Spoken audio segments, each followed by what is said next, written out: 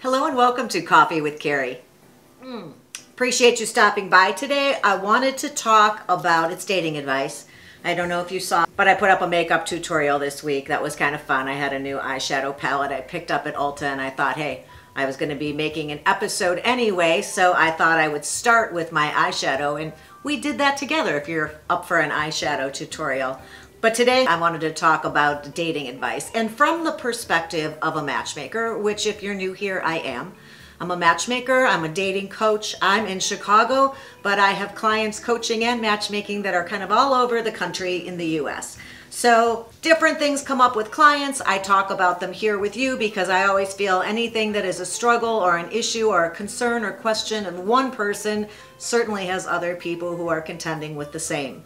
So today I'm going to talk a little bit about kind of prioritizing your priorities, but this is really a list of compatibility factors, and I want to go through that with just a couple thoughts on each one, things that people share with me during their welcome meetings or my screening calls, and the things we're kind of matching as matchmakers when they become a priority. Some of these are less important than others to every single person I talk to.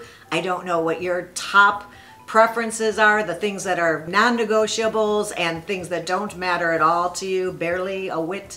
But those are the list of things we're going to go through today and see if these are things that you're contemplating and thinking and looking for as you're out there dating. I thought that would be fun. Stick around if you agree. I'm starting with number one because it is the one that everybody talks about, and that is looks, right? These are appearances and has to do somewhat with attraction. These are the way their face looks, the shape of their body, the way they dress, the way they smile, whether their eyes twinkle, their height, their weight, their fitness level, the shape of their eyes, cheekbones, jawline, all of these fall under appearance. And to most people, it is not, as you would assume, always their priority. I do have quite a few clients who other things come on top of that list way above appearances. So for some people, it's number one. For other people, it is way down on the list at like number 10, you know. So you never know if you're wondering if your priorities in any specific order is the norm. I'd say there is no real norm because everybody picks their top three, which is what I ask for, are very often very different. So one would be appearances, and of course, you know, we always go out on our dates looking our best, putting some effort into our clothing, make sure our teeth are white and bright, and bringing a positive attitude so that our face is pleasant and our eyes are sparkling. And we want to put our best foot forward and look our best on a date. That little extra effort, a little oomph, because you're meeting somebody for the first time and making a good impression. But lots of people would agree that appearances are at least in the first half of that list. Number two would be status. That would have to do with your income, your earnings, your savings, your job, your career, perhaps even your education would fall into this category. I'd say that for most people, this is in the top half of their list. A lot of people want somebody whose education is similar to their own. People want somebody who, if they have been putting money away and saving for a house, that have also been thinking ahead and planning to buy a house or to retire. Lots of times people want somebody whose income and finances are similar to theirs because they would like to know that they can afford to do some of the same leisure activities. If I've got somebody who loves to travel often, then they would want somebody who would be able to do that along with them. So they would want somebody with some expendable income, right? Sometimes people don't care at all. So can't say that none of these things, just so you know, there's no 100% on any of these that they're a must-have for everybody. Everybody is so different and unique in their priorities and what characteristics are important to them. And I would agree that compatibility for all of them looks very different, which is why I have a job, right? I just mentioned travel, but we could get even more specific if we were talking about lifestyles. Some people want their lifestyles to be similar. They do want somebody who travels and has maybe somebody who works remotely so they can get away and go do things together. They're not stuck in an office. They can work from, I just had somebody going to Mexico City for a couple months, and she can go do that. And the fella I'm introducing her to, I don't think his job would allow for that. So maybe If that were somebody's major priority, I would be looking for two people whose jobs keep them in the same place or both allow them to go off and be together like that. Lifestyle would also include people who are get up and go kind of people. They're always on the move and doing stuff and making plans and have lots of interests out there. I would never match that person with somebody who's a homebody and doesn't really love to go out too often. They're a little more introverted. They'd rather be home with their partner, cooking dinner together and watching a movie and, occasionally go out for a bite to eat or to see a show or family. But being on the run constantly and friends and this party, out hiking every weekend and jet skiing or whatever people are doing, these are things that would be way too much for them, out of their comfort level and not a match in lifestyle. Also, we could talk about lifestyle being whether somebody's a night owl or a morning person. On the weekends, do you like to sleep in? What do you think sleeping in is? I have people who say, oh yeah, I sleep in on the weekends. I can sleep all the way till like 7 o'clock. I'm like, that's not sleeping in. That's getting up earlier than I do any other day of the week. So those are lifestyle choices we make, what time we go to bed, what time we wake up. And often I take that into consideration, especially if they are extreme when I'm making a match. Speaking of being a homebody, you may be a homebody because you're an introvert. And your partner, do you think they need to be an introvert also or an extrovert? Different people have different desires and what they're looking for in a partner. Sometimes I have an introvert who says, I would really love to be with somebody who's more extroverted than I am. It makes me feel like I can come more out of my shell if somebody else is more comfortable in situations that are more social. And there are other people who are like, I'm outgoing. I don't care if my partner is or not. I can handle that for both of us. Or they say, I would like somebody who's as outgoing as me so they would enjoy all the social aspects of my life.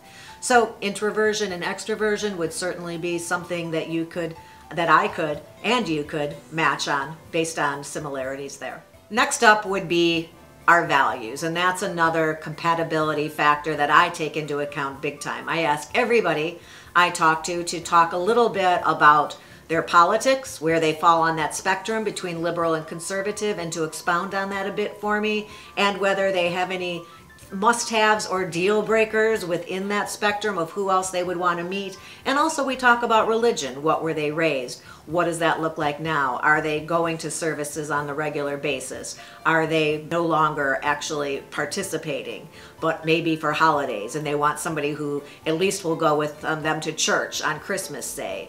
Or other people would maybe want somebody to keep a kosher home with them, and they would want that to align. So values, religion, politics, and sometimes people can't always bridge the gaps there anymore. So those are important for me to match.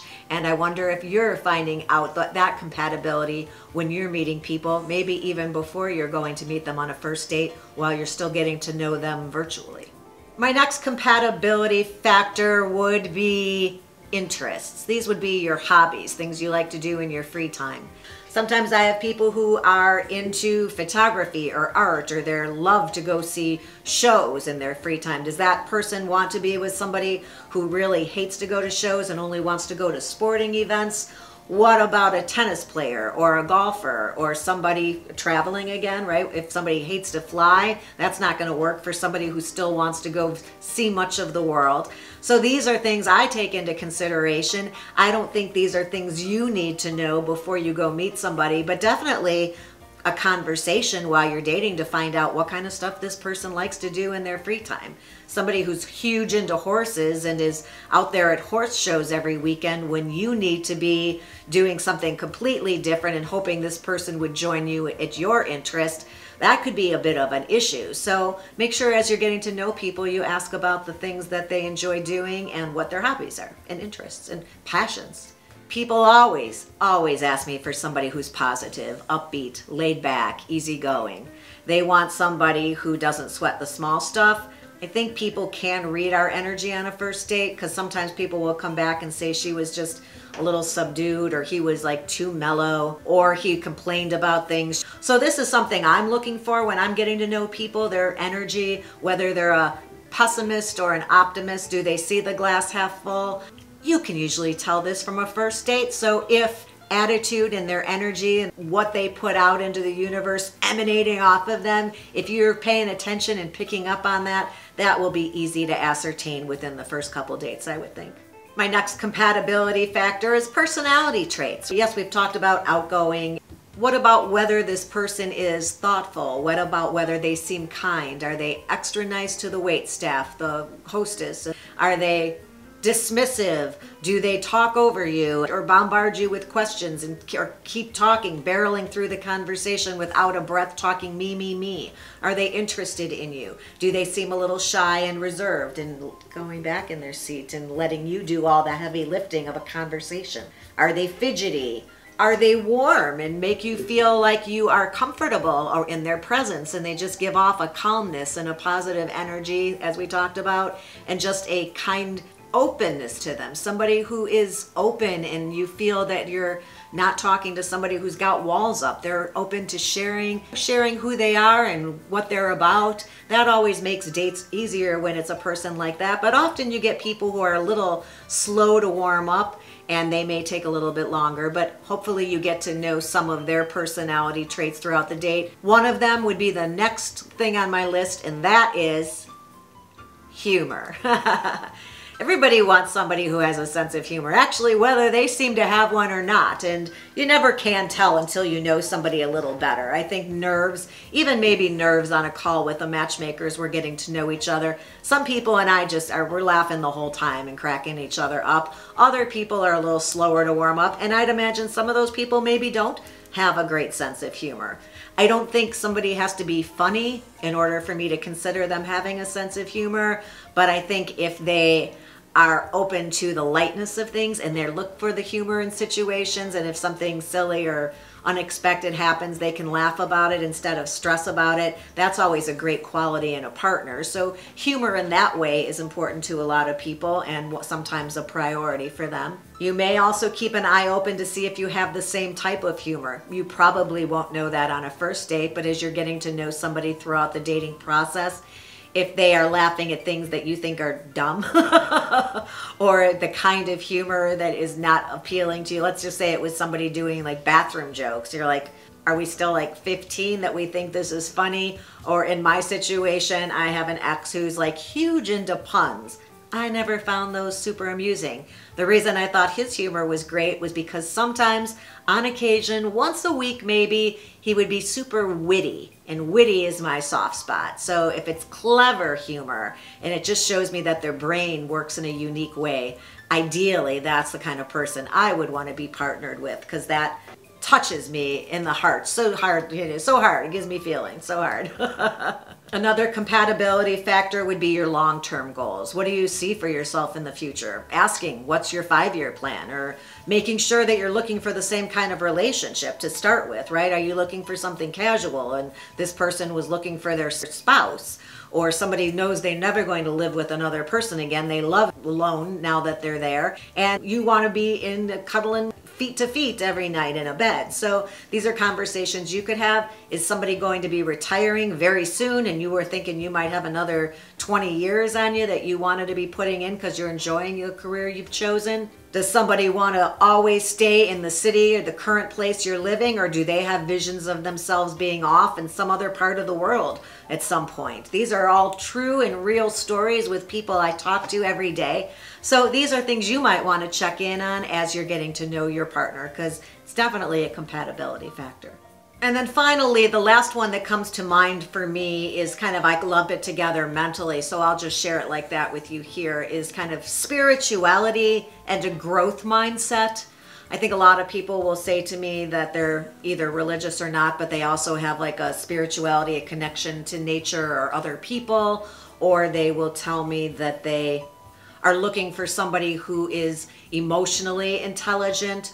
Often they'll say that they are a lifelong learner. They're always reading and trying to improve, or the things they choose to listen to or listen to as podcasts or books on tape or shows to watch or books to read. All of those things are all about growth as a human, right? So they have a spiritual journey that they're on as far as learning and becoming a better version of themselves. And a lot of times they want somebody who's also on that same journey. So spirituality, growth, emotional intelligence, I'm going to lump these all together in a little group of their own here. And these are things that you can't probably find out unless somebody shares with you their reading list or their podcast favorites on a first date. Maybe you can.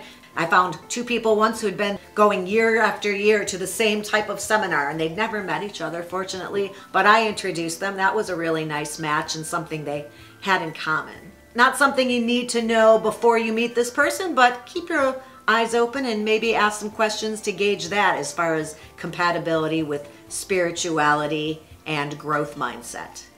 And then I'm just gonna drive home the point one more time before I let you go, that some of these things you will find out on a first date, some you will find out early in a relationship, others are things that may present themselves further down the road as you're getting to know somebody.